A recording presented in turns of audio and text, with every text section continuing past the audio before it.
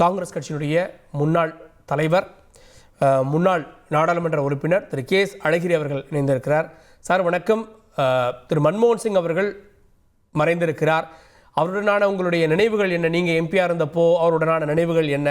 முதல்ல அவருக்கு உங்களுடைய இரங்கல். திரு மன்மோகன் சிங் அவர்கள் இந்தியாவினுடைய தவ புதல்வர்களில் ஒருவர். இந்தியாவினுடைய மாபெரும் வளர்ச்சிக்கு அவர் உறுதுணையாக இருந்தார். அதிகாரியாக, நிதியமைச்சராக, இந்தியாவினுடைய பிரதமராக அவர் மிகவும் சிறப்பாக பணியாற்றியவர். நேர்மைக்கும் ஒழுங்கிற்கும் பெயர் பெற்றவர்.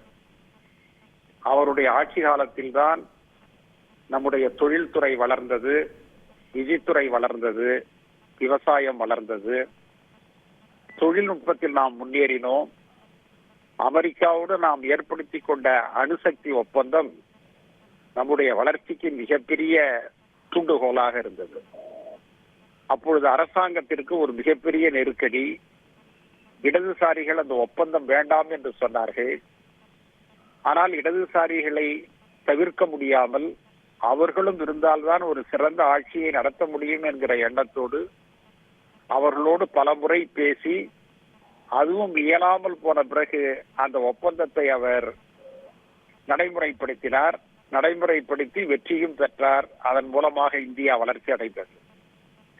சீனாவிலே டெங் சியோபிங் கொண்டு வந்த சீர்திருத்தத்திற்கு இணையாக இந்தியாவில் அந்த சீர்திருத்தத்தை அவர் நிதி அமைச்சராக இருந்த பொழுது கொண்டு வந்தார். அதன் பிறகு சோனியா காந்தி அவர்களுடைய துணையோடு ஒரு மிக சிறந்த அரசாங்கத்தை அவர் நடத்தினார்.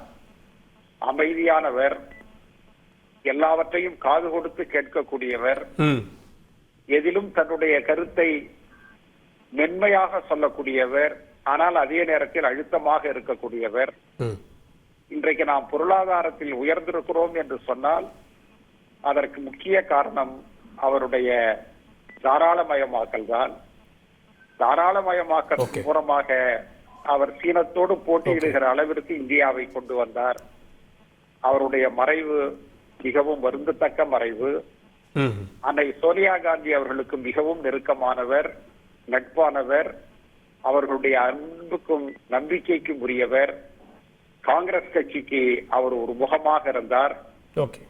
சீக்கியர்களுக்கும் காங்கிரஸ் கட்சிக்கும் மன வருத்தம் இருக்கிறது என்று சொன்ன காலத்தில் அவர் பிரதமராக தேர்ந்தெடுக்கப்பட்டார். காங்கிரஸ் கட்சி அவரை ஒரு சீக்கியராக மட்டுமல்ல, ஒரு சிறந்த காங்கிரஸ்காரராகவும் பார்த்தது. அதுதான் அவருடைய வெற்றி. அவருடைய மறைவு காங்கிரஸ் கட்சிக்கு மட்டுமல்ல, இந்தியாவிற்கும் இந்திய பொருளாதாரத்திற்கும் மிகப்பெரிய இழப்பு என்பதை நான் நினைவுபடுத்துகிறேன். நன்றி திரு கே.எஸ். அழகிரி. செய்திகளை உடனுக்குடன் தெரிந்து கொள்ள உடனே சப்ஸ்கிரைப் பண்ணுங்க.